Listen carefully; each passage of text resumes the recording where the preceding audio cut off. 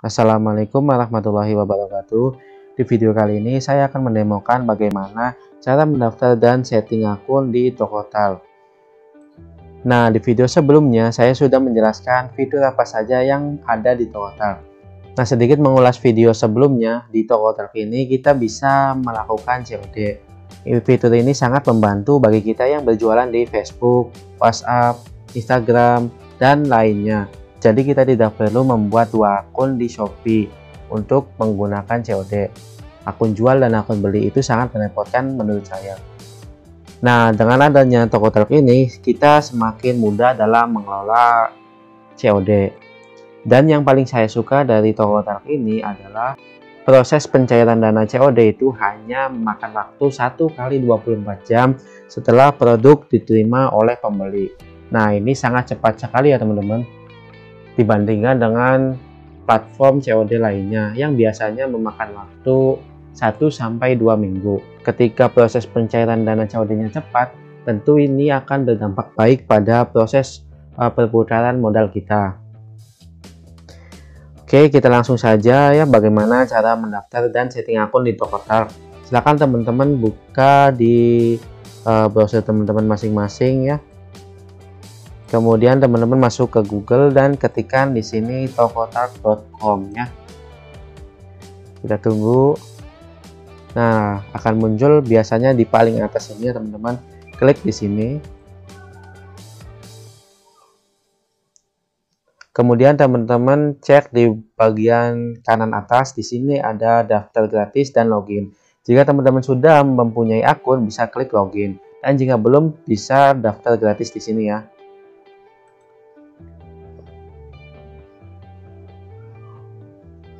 Nah, setelah itu teman-teman akan diarahkan di form pendaftaran. Kemudian teman-teman masukkan identitas sesuai dengan KTP teman-teman ya. Misalnya di sini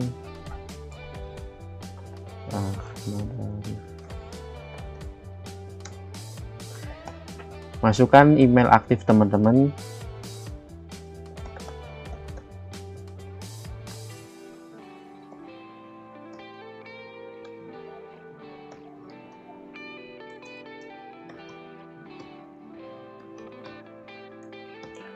Kemudian masukkan kata sandi teman-teman ya. Pastikan kata sandi ini mudah diingat supaya teman-teman tidak lupa ketika login nanti.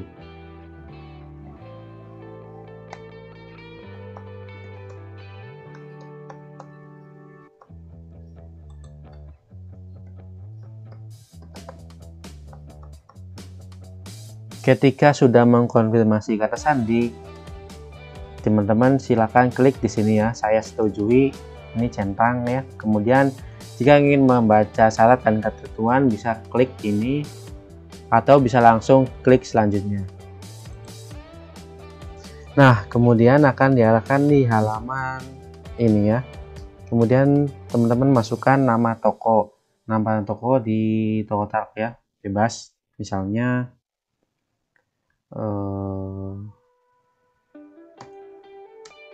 Honey Store. Oke, kemudian kecamatan mana toko. Oke, berarti di sini teman-teman masukkan kecamatan teman-teman ya, kecamatan lokasi toko teman-teman. Jika dropship, teman-teman masukkan kecamatan dari supplier teman-teman ya. Oke, misalnya pilih provinsi ya, provinsi Jawa Barat. Oke, kemudian Indramayu, kemudian di sini Rangkeng. Nah, kemudian apa saluran penjualan utama kamu? Opsional ini boleh diisi, boleh tidak ya. Sini ada website, Instagram, WA, Facebook, bisa pilih Facebook. Kemudian jika teman-teman sudah memiliki akun Instagram, bisa masukkan username Instagram di sini. Kalau belum punya, kosongkan saja ya. Oke, kita klik selanjutnya. Kemudian verifikasi nomor HP. Teman-teman masukkan nomor HP di sini ya. Nanti akan ada SMS kode OTP yang akan dikirim ke nomor HP ini. Oke, kita masukkan dulu. 28120.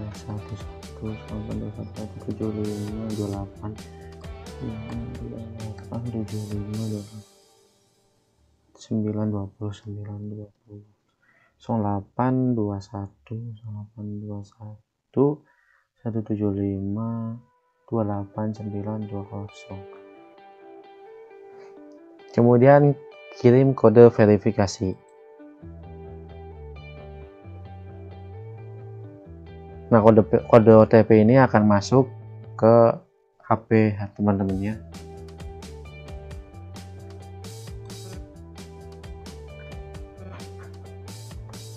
Oh ya, sedikit catatan, kode OTP ini akan dikirim melalui WhatsApp ya. Jadi pastikan nomor teman-teman ini sudah terhubung dengan WhatsApp ya.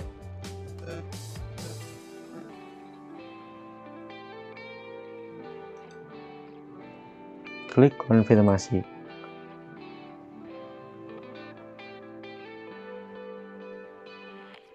Akan muncul telah diverifikasi. Kemudian teman-teman akan diarahkan ke halaman dashboard admin ya.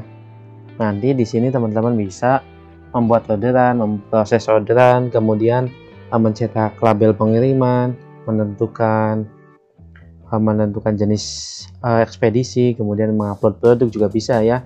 Jadi yang pertama-tama teman-teman bisa setting di sini di pengaturannya. Oke. Kemudian teman-teman bisa di sini metode pembayarannya.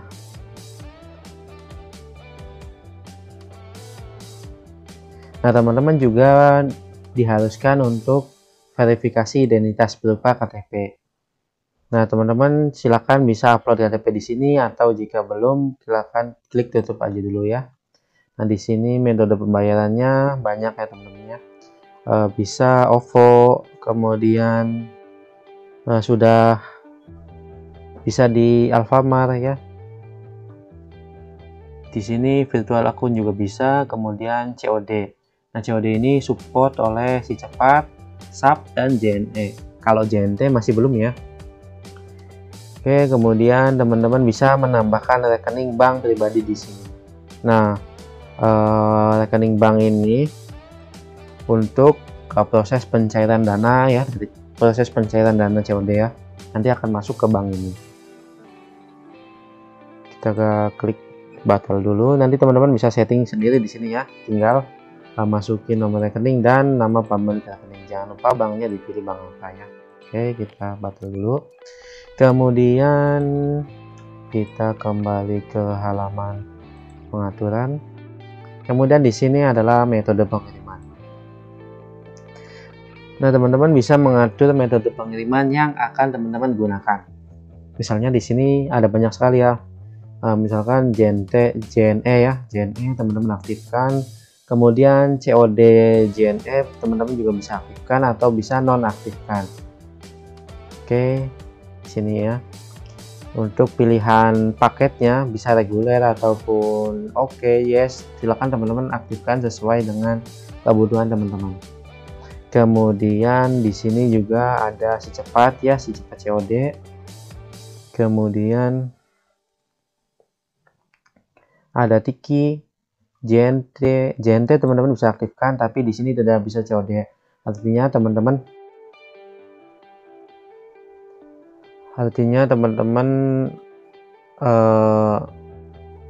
harus pelanggan teman-teman harus sudah membayar dulu ya. Oke, kemudian di sini SAP sini sudah COD. Oke,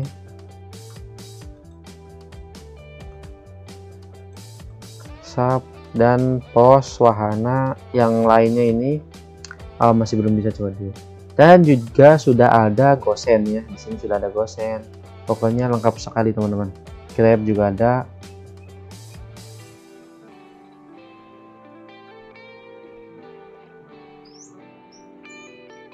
Oke, kemudian jika teman-teman sudah mengatur jasa pengiriman, kita bisa klik simpan ya. Di sini klik simpan. Oke, kita tutup kembali. Nah, kemudian teman-teman bisa mengatur lokasi di mana teman-teman menyimpan stok. Jika teman-teman belum memiliki stok alias dropship, silakan teman-teman masukkan alamat ini atau lokasi ini ke lokasi supplier teman-teman, supaya ketika pihak kurir melakukan penjemputan paket, misalnya ya penjemputan paket COD, nanti akan langsung ke alamat tersebut.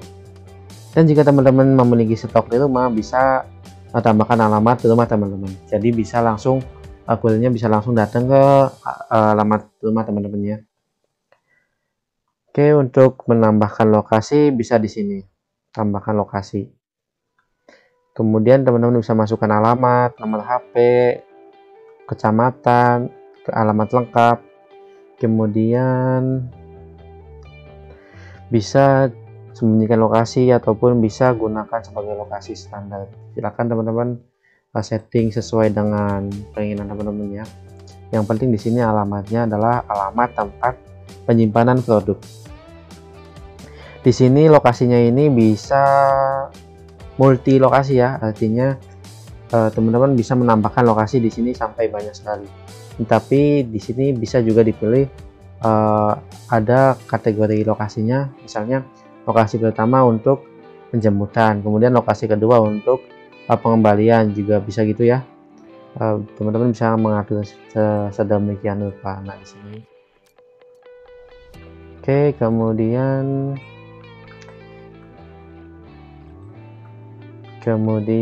kita bisa, oh ya, ini tadi yang kita masukkan tadi ini belum lengkap ya, belum ada alamat lengkap. Nah, di sini teman-teman bisa masukkan nama desa atau blok, nama jalan yang bebas ya, misalnya Desa Purwajaya.